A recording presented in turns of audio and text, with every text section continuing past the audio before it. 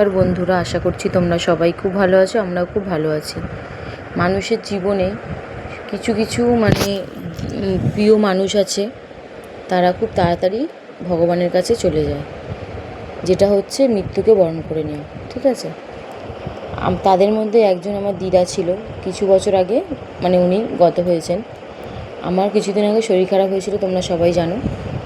আমার মাসি ওটা আমাকে মাথায় তেল ম্যাসাজ করে দিচ্ছিল, মাথা যন্ত্রণা করছিল বলে। তখন দিদার কথা খুব মনে পড়ছিল।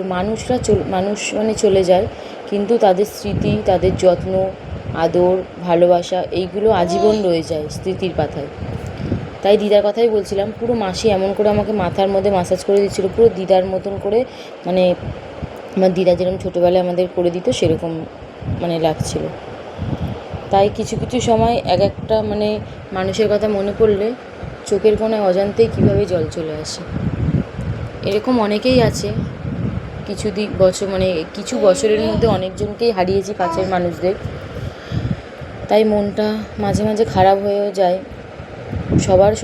সবার ইয়েতেই ঝগড়া, অশান্তি, টুকটাক রাগারাগি সব কিছুই থাকে, কিন্তু তাদের মধ্যেও তো একটু হলেও ভালোবাসা থাকে।